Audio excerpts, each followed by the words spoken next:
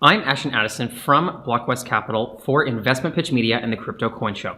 And today on Blockchain Interviews with Amos Whitewolf, the tech lead and game breaker at Perion. Amos, welcome to the show, and thanks for taking the time to come on. Thanks for having me, Ashton.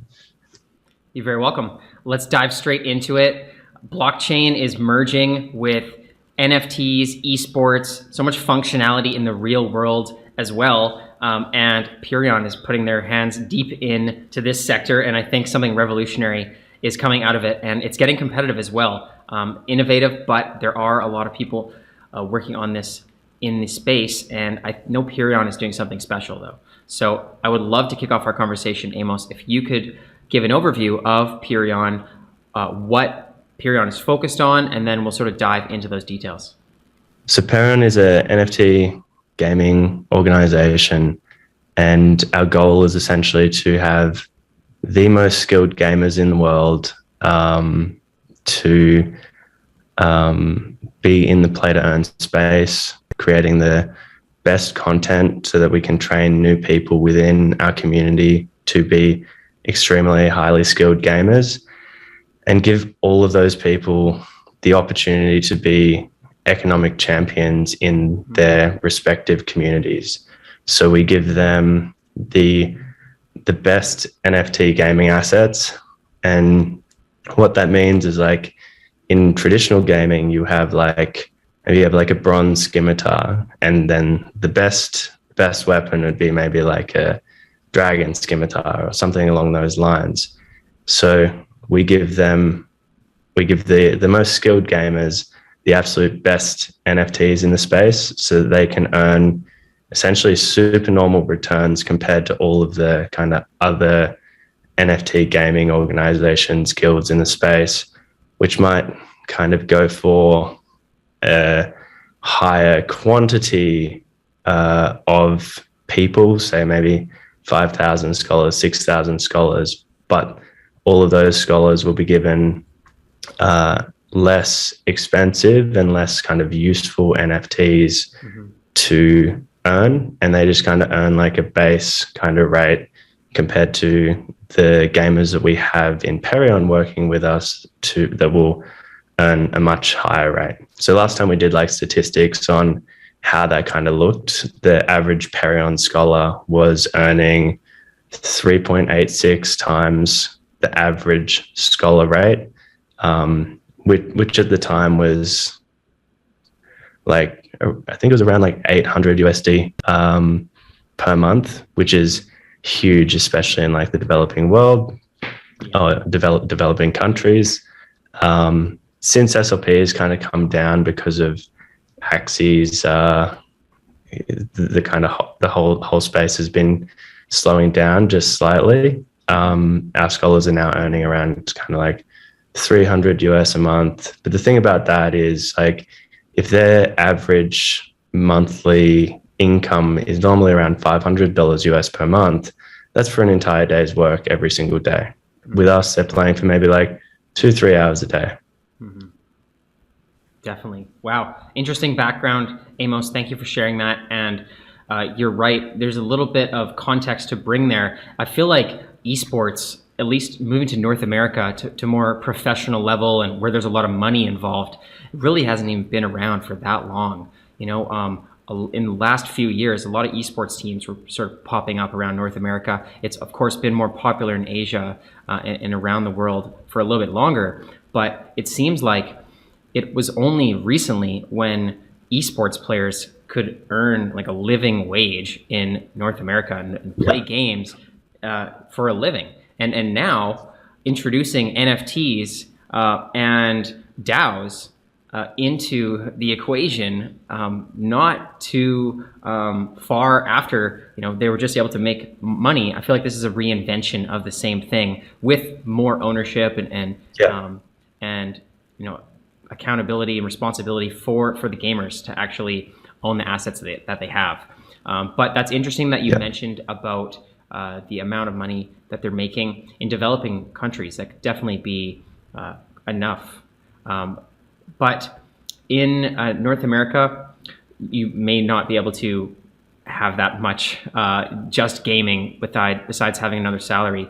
But it does sound like Perion is doing something very spectacular in terms of what is the secret to having such capital efficiency that the people working on Perion on sports are earning that much more than your regular esports gamers? Well, the kind of initial point of kind of getting to that spot is initially I got into Axie Infinity to get my little sisters earning a little bit of pocket money.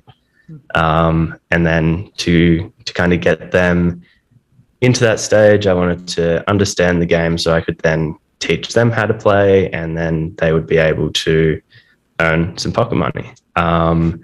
And as I was learning to play myself, I got to like the top 10,000 people, and then was like, oh, like let's try and get a bit higher, and got to the top 1,000, to top 100, and then eventually got to number 1 in the world on the Axie leaderboard. So that and held that title on and off for about a month. Played against like the best people in the world that still are in those spots today, like Indes, and that was really, really cool. But what that gave us the opportunity to do was, from a really high level of the game, see where the meta was going, how to breed the best Axies, how to give the best NFTs to our players, but also be able to teach our players how to earn the best returns for themselves and for Perion. Definitely. And then part of our selection process is we essentially just took my skills as a gamer and tried to copy them over. Mm-hmm. So I was a kind of semi-pro League of Legends player during college or university. I used to boost people's accounts from like low levels to high levels and get paid to do so. So what we did is we hooked up to like Dota 2's APIs, League of Legends APIs, Mobile Legends APIs, and through our recruitment process, it would just automatically kind of check that player was a highly skilled player in a kind of highly competitive game. Mm-hmm. Because looking into the future, Axie Infinity is not going to be the only kind of play to earn game.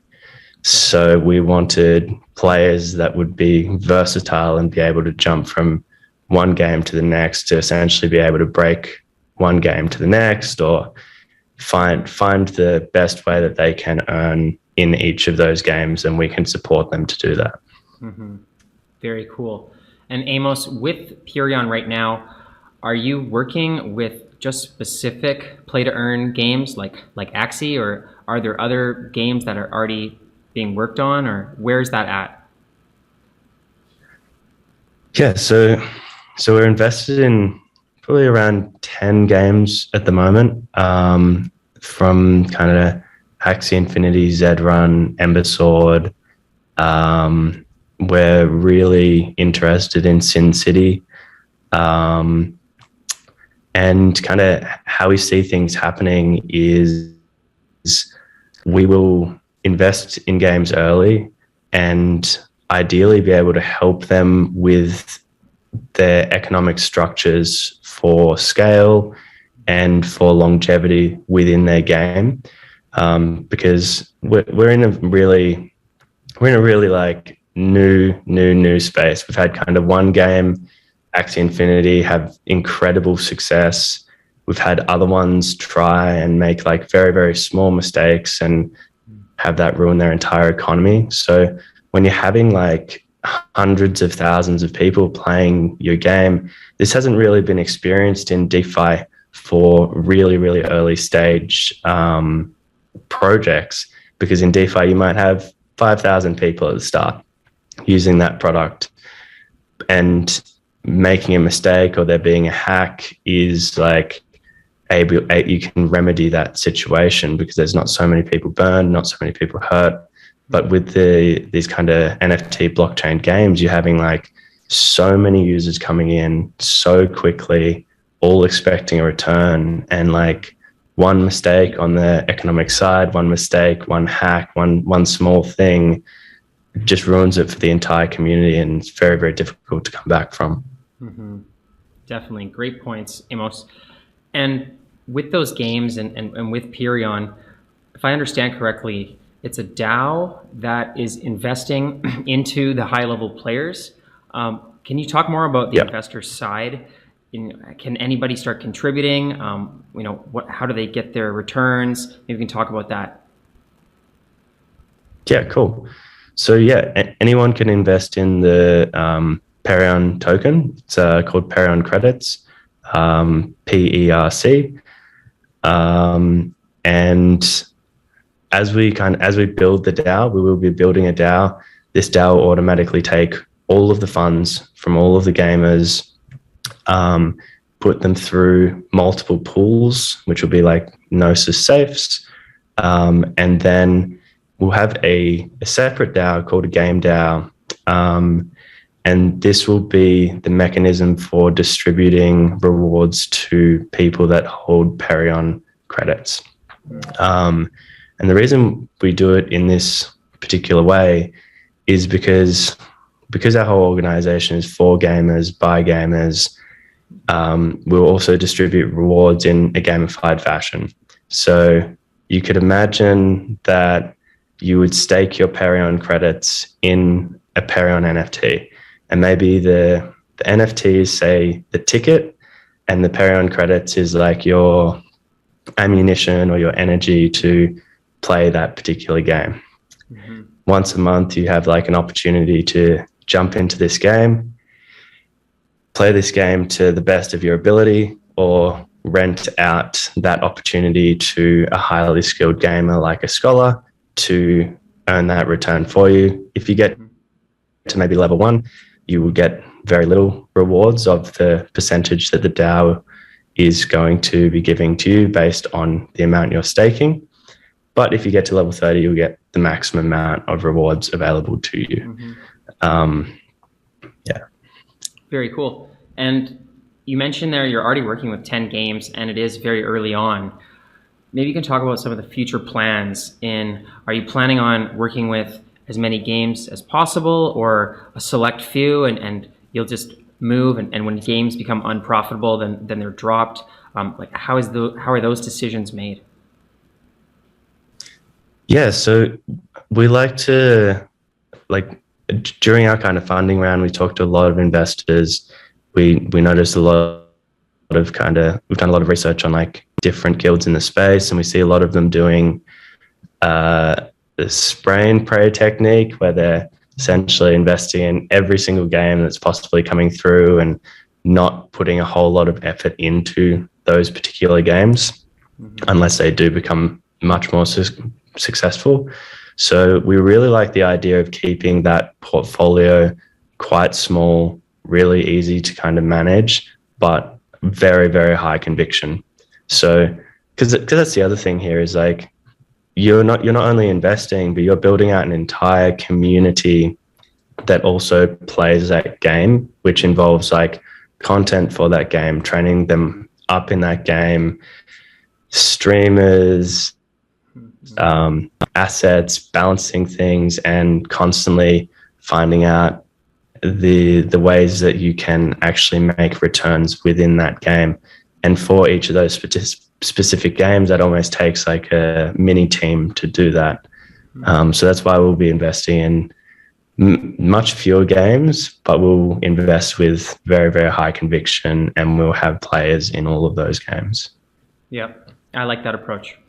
And for people that are just getting into play to earn games, and there's a lot of people that are starting to play Axie in these large games, but they're not really familiar with guilds and DAOs to be able to bring this voting power, buying power, gaming power together. What is the best way for people to start getting involved with Perion to do so?